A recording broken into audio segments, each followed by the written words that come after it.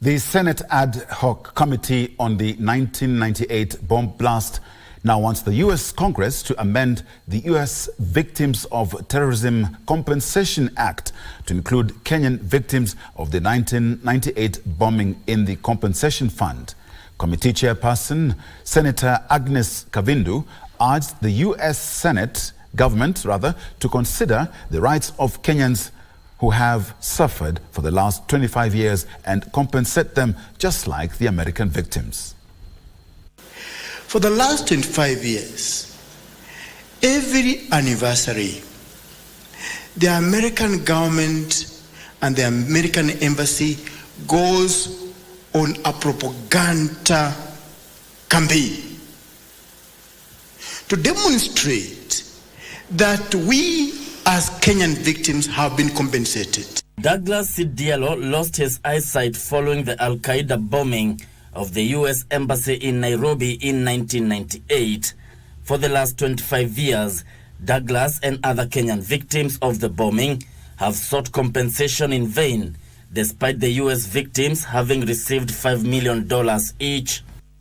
We want to make it very clear to the American government, we are not happy. If you are believers of human rights, if you are believers of democracy, please accept to do a legislation that will make Kenyans admissible and eligible for compensation through the U.S. Victims of Terrorism Compensation Fund.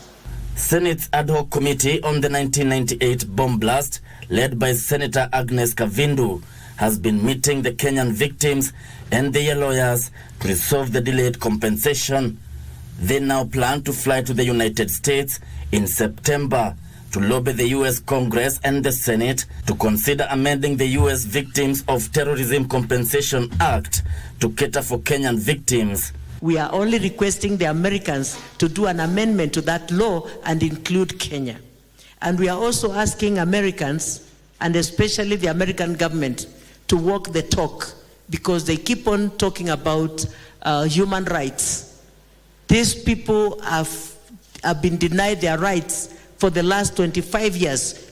US-based lawyer Philip Mussolino, who represented the Kenyan victims at New York Court and the US Supreme Court, says the length the course has taken now requires a government-to-government approach. We're all familiar with the new African policy in 2022, and it sounds great. It reads great. I think it's fantastic. But here is an opportunity for the United States to actually do what it says is an American value, which I believe is an American value. To be stronger friends with Kenyans, to take care of the friends that we put in harm's way, and to not leave them behind. Bishop Kiwashira, Legends Edition.